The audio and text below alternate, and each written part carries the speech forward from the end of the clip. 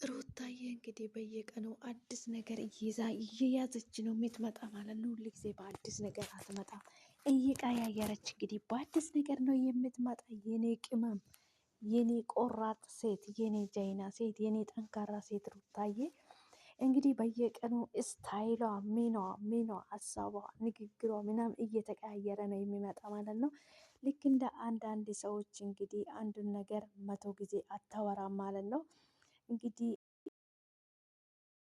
ማለት ነው አንድን ነገር 100 ጊዜ ከማውራት ይልቅ የተለያዩ መጥፎ ነገር ማምጣት ይቀላል ማለት ነው።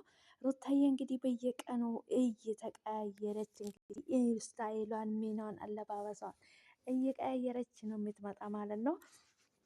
የኔ ቅመም ሩታዬ በጣም ነው ደስ የምትይኝ። እኔ ቆራጥነትሽንና በጣም ብዙ ነገር የምታስተምሪ ሴት ነሽ እና አንቺ ጀይና ነሽ። የምር ይገባሻል ማድነቅ አንቺን።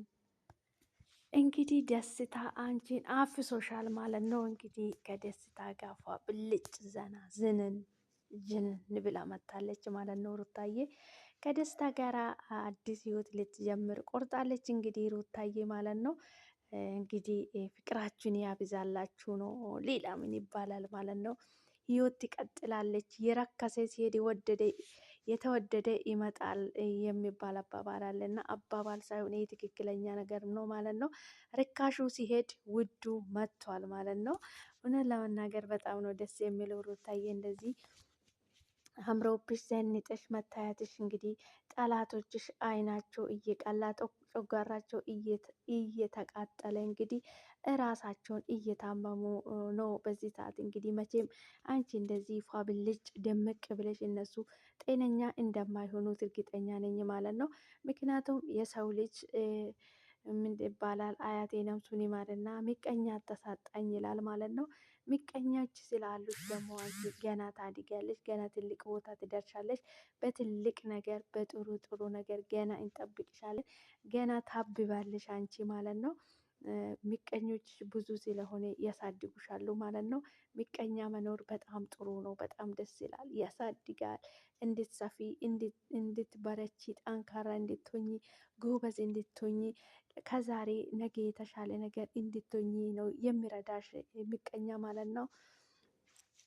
ሩታዬ እንግዲህ ሁል ጊዜ ዘና ፈታ እያለች እንግዲህ እንደ ማንኛውም ሰው እንግዲህ አንዳንድ ሰዎች እንግዲህ አንድን ነገር ነው እንግዲህ 100 ጊዜ ይዘው የሚመጡት ማለት ነው። እንግዲህ እንደዛ እየመጡ ያለቅሳሉ። እንግዲህ አንዳንድ ሰዎች እንግዲህ ቤተሰብ ይለቀቅታሉ። እንግዲህ የኔ ቆራጥ የኔ ጀይና ሴት ማለት ነው። ከአንቺ የኛ ራሳችን ብዙ ነገር እንማራለን ማለት ነው። ሩታዬ በርቺልኝ። በዚህ ጠንካራ ሆነሽ መታየትሽ ለብዙዎቹ ትምህርት ይሆናል ማለት ነው። እውነት እጅግ በጣም ደስ የሚል ነገር ነው የምታስተምርን። ደስታ እንግዲህ አፍሶሻል ማለት ነው። እውነት አብርሃም እንግዲህ ሩተን የመሰለች ጀይናና ቆራጥ ሴት ቀረችበት እንጂ አልቀረክብም ማለት ነው። ሩታዬ እንግዲህ በማንኛውም ሰው የምትወደድ ራሷን የምታከብር ማንኛውም ሰው የምታከብር ራሷን የምታከብር